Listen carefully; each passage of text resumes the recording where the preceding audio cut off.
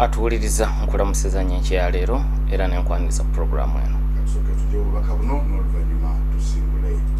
Sabula bingo ofureka gwirawo wewangulire omudiri gw'ensimbi mu kazanyo Sabula bingo wano ku Jabasa buli lunaku beera namukisana wangula ensimbi mu Sabula bingo wakati mu programu za CBS emisana n'ekiro gweteekako 2000 zokka ezinankuyingiza mu kazanyo Sabula bingo ku Jabasa fama onyiga kamunyenye 238 kamunyenye 5 kadaala olwoyingizeemu piniyo oweereze awo kiba kiwedde tofa bwavu. Sabula bingo wano ku Jabasa fama.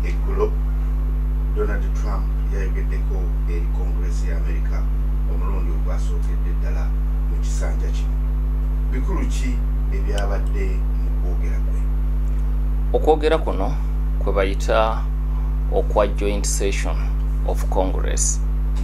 Olukiiko lugatta enkiiko bbiri luno oba olutuula lugatta enkiiko bbiri, olukiiko oluto House of Representatives n'olukiiko olukulu olwa Senate. Era enteekateeka eno olala eyitibwa State of the Union Address kubanga kwogera kwa President okuggulawo omwaka oyinza okukigeraageranya kuffe wano kye tuyita State of the Nation Address. So guno gwe mulundi ogusoose mu kisanja kino tujjukira nti yalayira 2 Gatonnya omwaka guno, naye bw'ogatta emirundi ena egy'ekisanja ekyasooka guno gwabadde mulundi gwe gwakutaano. Okwogera kuno yamenye likodi ye, abadde tayogerangako banga ddene kwenkana bw'ati bw'otunuulira emirundi ena egyasooka mu kisanja ekyasooka. Abakulembeze ba Amerika tebatera kwogerera banga ddene, banga liba ttono ensonga zonna n'aziggusa. Bwe weetegereza n'otunuulira kye bayita inaugural address, okwogera kwa President wa Amerika ng'alayizibwa, ojja kwetegereza nga bangi batambulira mu dakiika 20 dakiika 30 naye nga kumpi buli kintu ekyawaka kikutteko n'ebiri wabweru wa Amerika. So Trump mu kwogera kuno yakozesezza essaawa 1 n'eddakiika 39 z'eddakiika 99 omugatte. So okwogera kwabadde kuwanvu ddala kubanga byabadde ayagala okwogerako n'okuggumiza mu wiiki zino 6 ezisoose ng'ali ku ntebe byabadde bingi. Katemba era yabaddewo mu lutuula lwa Congress luno kubanga wabaddewo banna-DP abawerako nga bazze naye nga si beetegefu kumuwuliriza ng'ayogera bamuŋoola n'okusaakaanya.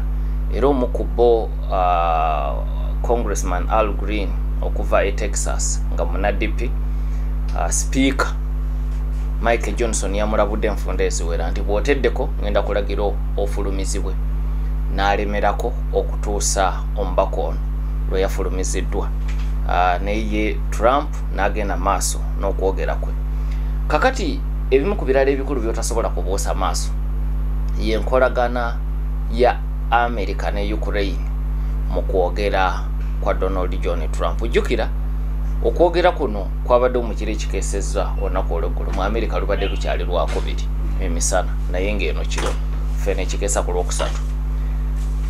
Okwogera kugenza okubeerawo nga wakayita ennaku mbale nga Trump ne Zelensky batabuse ku lwokutaano, ate nga mu kuteekateeka okwogera kuno Trump yali ateeseteese n'okubuulira Kongresi ya America kiki kyatuuseeko ku Ukraine ne ku byobugagga eby'omu ttaka byagenda okugabana America byegenda okufunamu. Nejjukira endagaano eyo ku lwokutaano teyateekebwako mikono kasita Zelensky, Trump ne JD Vance ate badda mu kuwanyisiganya ebisongovu. Kakati era bangi babadde basuubira nti kubanga Zelensky yagenda awanda muliro, bwe bamala okuwanyisiganya ebisongovu Zelensky yagenda butereevu ku Fox News mu kutu gw'amawulire ogw'amaanyi ogw'abawagizi ba Donald Trump, n'asinzira eyo n'ayongera okutaakaka.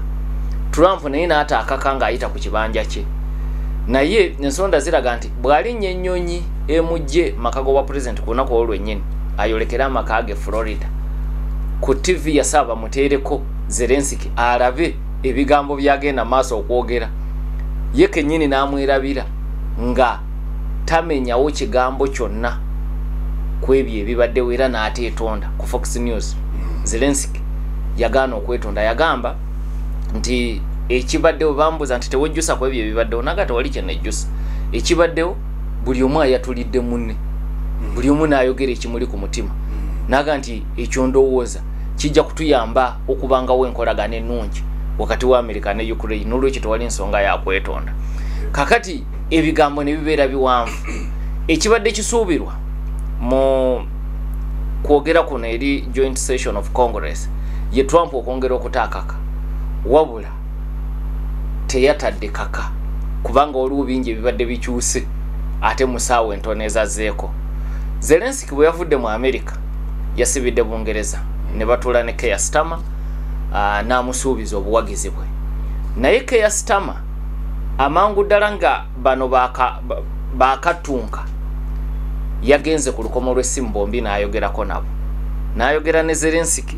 n'ayogera ne Donald John Trump yayogedde ne Zelensky nga tanava mu America kati era najja n'amwaniriza mu kitiibwa Katonda amuzimbire n'ebiyitirirwa abantu bazze n'okumwaniriza nga ajja okulaba Keir Starmer wa Bungereza we yavudde n'agenda alaba ne King Charles omukulembeze w'ennono wa Bungereza wabula mu ebyo byonna ne bakkaanya nti America bagyetaaga kati Zelensky ngazzeeyo kwe kwate kalamu n'awandikira Donald John Trump ebbaluwa nga yeekuba mu kifuba kubajjukira Trump mu kumugoba yagenda ku kibanja kye n'aga nti bw'oneekyusa n'obeera mwetegefu okuteesa oluggi lwange luggule wano mu White House naye bw'oba tonnatuuka ku ddaala eryo lya kuteesa kwagala kuteesa kubajjukira Zelensky yalaga ntayagala kuteesa in fact ekigambo ekivaako okuwanyisiganya ebisongofu ye J.D. Vance okugamba nti mujja kuteesa ne Russia bwe yayogera ekigambo diplomacy awo ebintu bwe byonoonekera naye eddakiika ezaasooka nga 20 emboozi yali etambudde bulungi naye J.D. Vance omumyuka wa Trump bw'ayingizaamu ekigambo diplomacy ekitegeeza okuteesa Zelensky n'amubuuza J.D. teyateekako nanva ku linnya lye kyokka ng'oli yamuyita Mr. President ye mukono yaga J.D. What kind of diplomacy are you talking about? What do you mean by diplomacy? Kiki kyotegeeza bw'oyogera ku diplomacy naga oyo omusajja tukanyiza ku ndagaano mpitirivu zonna nga azimenya kakati Trump kwe kumugamba nti gw'atayagala kuteesa siina kyenjo kisobola kuggusa naawe naye bw'otuuka eyo ne weekuba mu kifuba ng'oli mwetegefu okuteesa oluggi lwange luggule Colonel Lindsey Graham omubaka okuva South Carolina mu Senate nga y'omu ku babadde bana Republican abatono abawagizi ba Zelensky era nga yamusisinkana nga tanagenda mu White House nga bino bimaze okubaawo bwe yali ayogera ne bannamawulire mu White House yabagamba Zelensky amagezi gemuwa alekulire kuba yetamanyi kuteesa Ukraine efuna omuntu omulala ajja okusobola okuteesa kati ndowooza obubaka obwonna yabwefumiitirizaako ngazzeeyo e Ukraine nti ku nkomerero wateekwa okubeerawo embeera y'okuteesa